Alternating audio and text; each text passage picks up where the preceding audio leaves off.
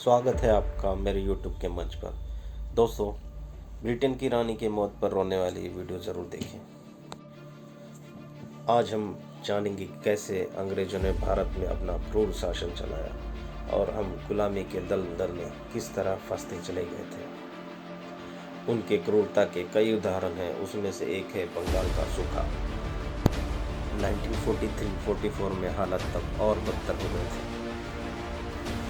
जबरदस्त सूखा पड़ने से भुखमरी छा गई थी। बंगाल, जो वर्तमान बांग्लादेश, भारत का पश्चिम बंगाल और बिहार और ओडिशा है, यहाँ एक भयानक अकाल पड़ा था जिसमें लगभग 30 लाख लोगों ने भूख से तड़पकर अपनी जान गंवाई थी। विंस्टन चर्चिल, जो ब्रिटेन के प्रधानमंत्री थे, उनका भी बड़ा हाथ रहा इस भूखमरी में। चर्चिल, जो भारतीयों को बिल्कुल भी पसंद नहीं करते थे, उनका यह तक मानना था कि भारतीय एक खरगोश की तरह है जो सिर्फ बच्चे पैदा करना जानता है। सेकेंड वर्ल्ड वॉर में बर्मा पर जापान के कब्जे के बाद वहाँ से चावल का आयात रुक गया था और ब्रिटिश शासन ने अपने सैनिकों को अनाज मुहैया कराया, जिसकी वजह से 1943 में बंगाल में आए सूखे में 30 लाख से अधिक लोग मारे गए थे। ब्रिटिश काल में कई दफ़ा उनके खिलाफ विद्रोह भी हुआ, लेकिन उसे हिंसा या बल प्रयोग से दबा दिया गया। हमारी जिंदगी जानवरों से भी बदतर हो गई थी। अंग्रेज का पाला कुत्ता भी हमसे ज्यादा अहमियत रखता था। गुलामी की दलदल में फंसा हमारा देश का नागरिक अंग्रेजों के जुल्म सितम झेल रहा था। हमारे देश का हर बच्चा पैदा होने के साथ ही ब्रिटिश का गुलाम बन जाता था। हम जिंदा थे बस उनकी ज़रूरत पूरा करने के लिए, हमारी खुद की कोई पहचान नहीं रह गई थी। दोस्तों, बात इनकी हुई है तो मुगलों को कैसे भूल सकते हैं हम। मुगल जब हिंदुस्तान में आए थे तो यह कोई नहीं जानता था कि वह 300 वर्ष तक राज करेंगे।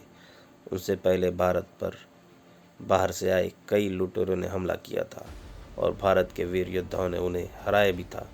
मुगलों ने वीर भारतीय योद्धाओं और उनके साम्राज्य को हराया और उनकी सत्ता और पूरे भारत पर कब्जा कर लिया।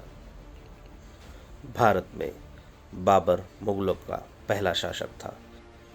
ये आए थे हमें लूटने, पर भारत की सुंदरता देख के यहीं बस गए। भारत को लूटने में इन्होंने भी कोई कसर नहीं छोड़ी थी। खजाने की बात हुई है दोस्तों, तो कोहिनूर को कैसे भूले। कैसे हमारा कोहिनूर इंग्लैंड की रानी के ताज तक पहुंचा।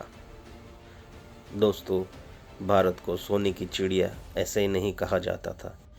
शाहजहां ने बनाया सिंहासन जिसे पीकॉक थ्रोन कहा जाता है दोस्तों, उसी में कोहिनूर हीरा जड़ा हुआ था।